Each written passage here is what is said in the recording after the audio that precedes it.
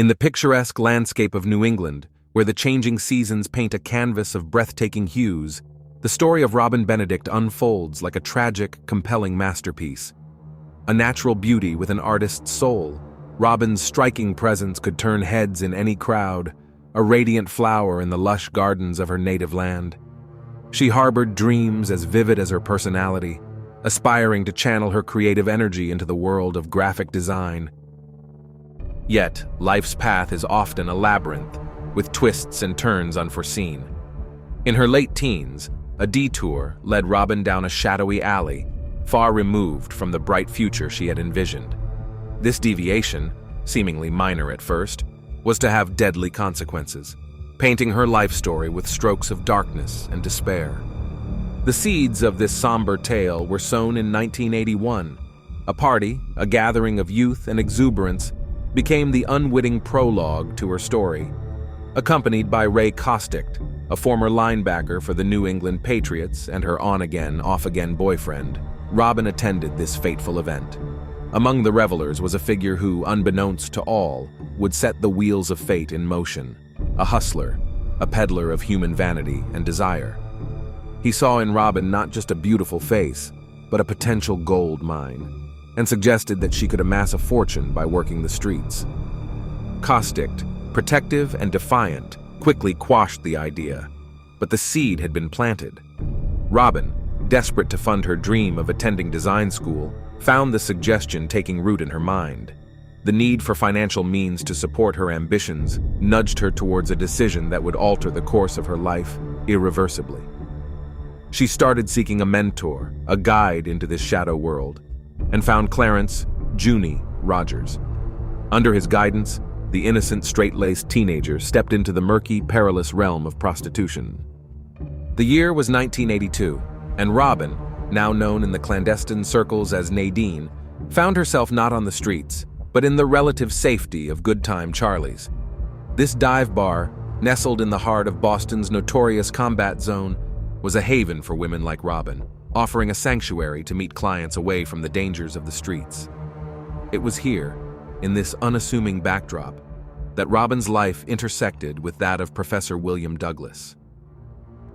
Douglas, a 41-year-old married father of 3, was an incongruous figure in the combat zone. A regular visitor, his voracious appetite for the company of women far removed from his own league was well known.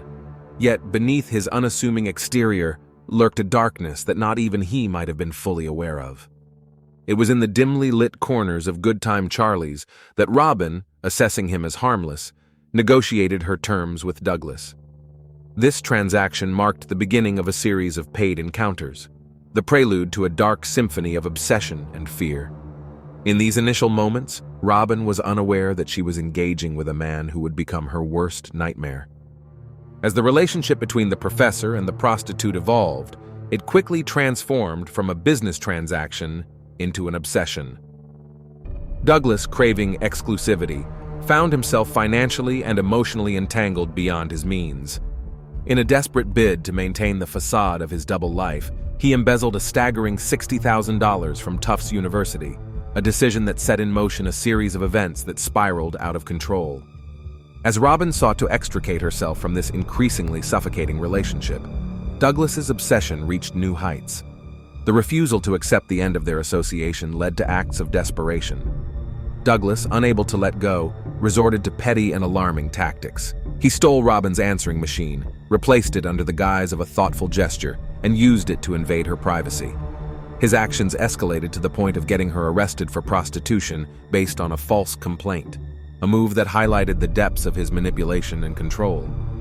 The harassment reached a boiling point, with Douglas's surveillance becoming more brazen and unsettling. Robin, driven by fear and desperation, reached out to his wife, Nancy, in an attempt to put an end to the torment. However, this action only served to fuel Douglas's fury, setting the stage for a tragic confrontation. On the evening of March 5th, 1983, a fateful decision led Robin to Douglas's home in Sharon, a Boston suburb. What transpired in that house remains shrouded in mystery, obscured by the lies of a murderer. Douglas's account, portraying himself as a victim of an aggressive attack by Robin, strains credulity. His tale of self-defense, involving a sledgehammer and a desperate struggle, culminated in the horrific aftermath. Robin's lifeless body concealed in her own car, later to be discarded like refuse in a distant dumpster. The discovery of bloodied items in a rest-stop trash barrel hinted at the violence that had transpired. Yet without a body or a clear crime scene, these clues remained pieces of an incomplete puzzle. It was only when Robin's abandoned car was found in New York, months after her disappearance, that the pieces began to fall into place. The investigation into Robin's fate eventually led authorities to Douglas's doorstep. Despite the incriminating evidence amassed, a purse, a beeper, intimate letters, and chillingly human brain tissue and skull fragments concealed in his clothing, the truth was marred by societal biases and legal limitations. The case against Douglas was hampered not only by the lack of Robin's body, but also by the inherent prejudices of the time. Robin, a prostitute, was posthumously placed on trial in the court of public opinion, her character scrutinized and disparaged. In contrast, Douglas, the confessed killer, a professor at a prestigious university, was handled with a perplexing degree of leniency. In a controversial decision, prosecutors offered Douglas a plea bargain, reducing the charge to manslaughter. His sentence, a mere fraction of what one might expect for such a heinous crime, reflected a disturbing valuation of Robin's life.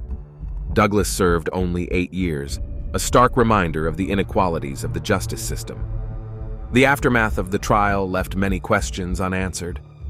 Nancy Douglas's cryptic involvement, the bizarre choice of Douglas to keep grisly mementos, and the actual events of that fatal night remained enigmatic.